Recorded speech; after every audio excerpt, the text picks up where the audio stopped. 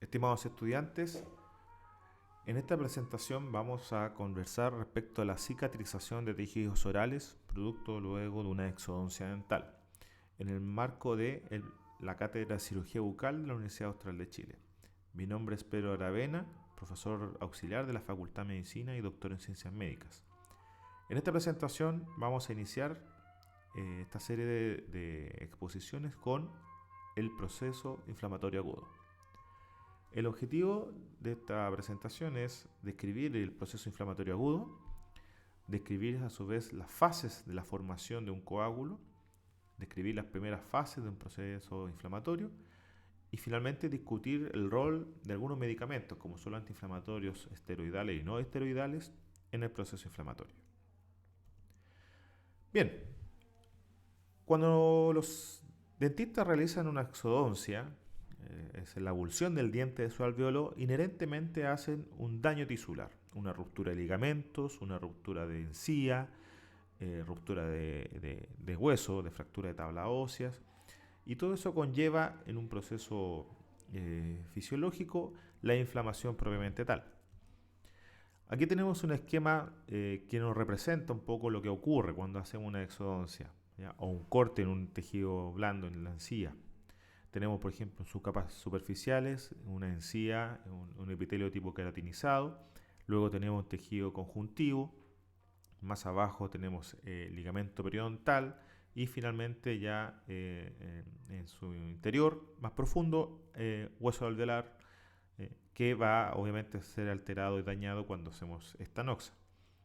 Lo más importante en ello es la ruptura de garro de vasos sanguíneos, principalmente arteriolas, vénulas y los capilares. Pues bien, durante la exodoncia inherentemente hay una lesión vascular. Y cuando genera una lesión vascular van a haber simultáneamente tres procesos. Una vasoconstricción, producto, ¿cierto?, del estímulo de la musculatura lisa subendotelial, cuyo objetivo es reducir el flujo de sangre evitando la pérdida de sangre y su contenido. Va a haber una activación de las plaquetas que se encuentran dentro del endotelio y inicio de la cascada de la coagulación a través de la activación de los factores de coagulación. Todos ellos en conjunto, el propósito es finalmente formar un coágulo final. Respecto a la vasoconstricción, lo que se produce es un reflejo mitogénico. ¿Qué significa esto? Al romperse el endotelio, va a liberarse colágenos, fibras colágenos, y esto va a estimular, ¿cierto?, el sistema simpático y producir esta acción, esta contracción de la musculatura lisa endotelial. Y por otra parte, cuando se genera este daño tisular, se va a exponer fibras colágenos. Estas fibras colágenos van a activar una cascada de cambio conformacional de plaquetas para finalmente generarse la activación plaquetaria. Ahora, cuando se produce este cambio, esta exposición de colágeno, vamos a ver que las plaquetas cambian su forma, generan pseudópodos y liberan adenosín difosfato y trombosano A2 como moléculas que van a atraer y van a permitir, ¿cierto?, la agregación y el tapón plaquetario final. Vamos a presentar un video extraído de YouTube donde podemos ver esquemáticamente qué es lo que pasa cuando hay un daño tisular.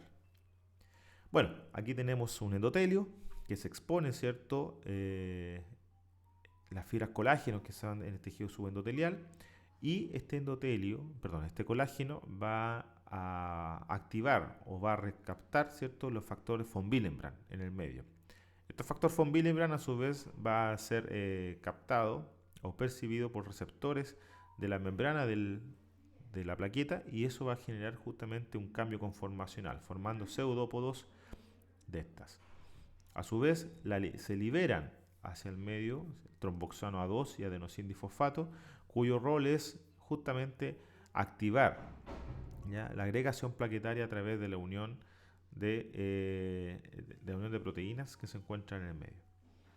La liberación de tromboxano A2 va, como ven en el esquema, ¿cierto?, a llamar o atraer más plaquetas para que se vayan agregando continuamente a este daño tisular y finalmente va a compartir su rol la cascada de la coagulación a través de la estímulos de la vía extrínseca, la vía intrínseca y finalmente la vía común. ¿Qué es lo que logra la vía común? Pues logra la activación de la trombina, y esta trombina, ¿cierto?, va a estimular el plaminógeno en plasmina y esta plasmina finalmente el fibrinógeno en fibrina. Y la fibrina es el polímero que se forma aquí en esta imagen como redes para justamente agregar o adherir, ¿cierto?, eritrocitos y otros elementos celulares que se encuentran en el sangre y finalmente formar este tapón plaquetario y coágulo final.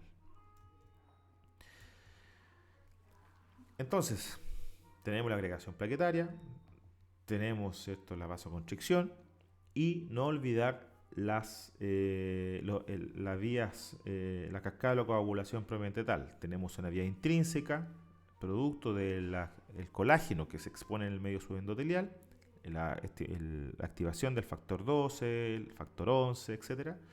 Y la vía intrínseca que tiene relación con el tejido que se encuentra lesionado, el tejido intersticial, donde se produce la activación de la vía 1 a la vía 2. Bueno, ambos llegan, ¿cierto?, a esta vía común, la activación del factor 10, la conversión de la protrombina a trombina y finalmente la trombina genera un cambio conformacional del fibrinógeno a la red, ¿cierto?, de fibrina, y es esta fibrina la que permite la adhesión de eritrocitos y el coágulo final. Por lo tanto, la inflamación en sí, ya hemos hablado de la vasoconstricción, ¿cierto?, la activación plaquetaria, la formación del coágulo, tiene fases, ¿cierto? Una fase vascular, que es la que conversamos, ¿ya? Produce liberación de citoquinas a nivel del tejido intersticial por la activación de macrófagos que van a fagocitar bacterias que se encuentran en el medio. Estos macrófagos van a liberar citoquinas que a su vez van a ser captados por el endotelio, y este endotelio lo que va a permitir es la migración de los leucocitos, ¿ya?, a través de un proceso de quimiotaxis para liberarse hacia el medio intersticial, ¿ya? Otra parte, la fase celular, donde se activa el complemento, que son proteínas que son liberadas por el hígado, que van a opsonizar bacterias, van a permitir la función de los linfocitos polimorfonucleares, la migración de estos del endotelio hacia el tejido intersticial, que van a producir fagocitosis, y esta fagocitosis como producto van a hacer liberación de histamina, y la histamina lo que va a lograr finalmente es la vasodilatación con la extravasación de líquido al medio intersticial. Tenemos otro video, ¿cierto?, extraído también de YouTube, donde podemos resumir y esquematizar qué se produce cuando hay un daño tisular en un proceso inflamatorio. Bueno, aquí tenemos un esquema dado por piel que podría ser encía queratinizada de la boca. Vamos a ver esta noxa. Recordar que en la boca existen múltiples cantidades de bacterias, por lo tanto, inherentemente, cuando uno hace una exodoncia, ingresan bacterias al alveolo, ¿cierto?, y al tejido conjuntivo, y estos van a ser captados y fagocitados por estos macrófagos. Los macrófagos van a liberar a su vez citoquinas, y estas citoquinas van a ser captados por el endotelio vascular, generando, ¿cierto?, varios procesos bioquímicos, como son, ¿cierto?, la expresión de selectinas, que van a permitir la adhesión de neutrófilos en la pared endotelial a través de las integrinas y un mediador o una proteína entre ellas, que es la ICAM. A su vez, en el medio también no olvidar que se le va a liberar bradiquinina, y esta bradiquinina va a permitir que la unión intercelular, ¿cierto?, se rompa, o mejor dicho, se libere, permitiendo, ¿cierto?, a través de la quimiotaxis el paso del leucocito hacia el tejido conjuntivo. El leucocito va a fagocitar nuevamente estas bacterias que se encuentran en el medio intersticial junto con los mastocitos, y estos mastocitos van a liberar histamina. ¿Cuál es el rol de la histamina y la bradiquinina? justamente liberación de líquido al medio intersticial produciendo edema y por ende un aumento de tamaño del tejido. No olvidar también que el daño tisular va a liberar a nivel de endotelio y otras células, ¿cierto? Los tanglandinas que van a ser captados, van a hacer cambio potencial de acción en las terminaciones nerviosas libres, ¿ya? Nervios A alfa, a delta tipo C, para producir dolor a nivel central. Recordar que dentro de los mediadores inflamatorios se encuentran aquellos que son propios de la célula y que se liberan producto de o ruptura celular o estímulos a través de citoquinas, o otros que son del complemento que se ubican en el plasma sanguíneo producidos en el hígado. En general, aquí está el listado, pero en general su rol es íntegramente, ¿ya? Por una parte, la primera barrera de defensa, fagocitar macrófagos, liberar leucocitos, ¿ya? Liberar mediadores inflamatorios para activar, opsonizar, ¿cierto? Y digerir bacterias que se encuentran en el medio. Finalmente, ¿qué importancia tiene conocer la fisiología, ¿ya?, de un proceso inflamatorio a nivel clínico? Bueno, tiene relación a cómo nosotros podemos inhibir o disminuir, ¿ya?, las complicaciones postquirúrgicas de una exodoncia dental usando medicamentos. Este algoritmo podemos observar algo bien sencillo. Primero, cuando nosotros hacemos una exodoncia, inherentemente vamos a estar rompiendo tejidos. Al romper tejidos, rompemos células. ¿Qué se produce eso? Liberación de fosfolípidos de la membrana, que a su vez son captados por una enzima que es la fosfolipasa. Esta fosfolipasa va a producir ácido araquidónico, que va a ser, ¿cierto?, a su vez captado por dos enzimas, una lipoxigenasa y una ciclooxigenasa.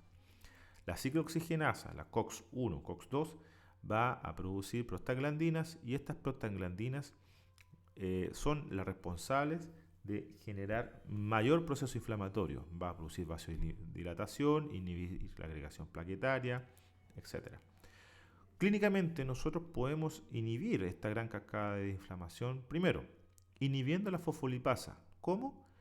Administrando antes de la cirugía glucocorticoides o esteroides, por ejemplo, betametasona o dexametasona, una hora o un día antes, sabiendo que existe su vida media bastante elevada, de 12 hasta 24 horas en el cuerpo, o más abajo, dando inhibidores de la COX, ¿cierto?, como son los AINES, entre ellos la aspirina, indometacina, etc., inhibiendo, ¿cierto?, la formación de prostaglandina y con ello toda la cascada de coagulación, principalmente inflamación, dolor, tumor, limitación funcional.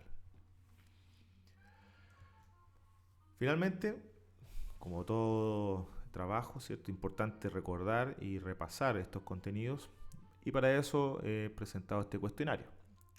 Primero, indique los pasos y proteínas involucradas en el proceso de adhesión y agregación plaquetaria. Nombrar los exámenes de laboratorios y sus valores normales que controlan la vía extrínseca, intrínseca y común de la cascada de la coagulación. Nombrar los mediadores inflamatorios liberados por ruptura celular que están presentes en el citoplasma y que actúan en el proceso inflamatorio. Y finalmente, explicar detalladamente el rol y mecanismo farmacológico de los glucocorticoides y los antiinflamatorios no esteroidales sobre la inflamación. Sugiero la lectura de la siguiente bibliografía para responder las preguntas señaladas anteriormente. Bien, con esto terminamos esta parte ya de explicación del proceso inflamatorio y los invito a observar el siguiente video donde vamos a hablar sobre el proceso de cicatrización de los tejidos duros y blandos en el tejido oral.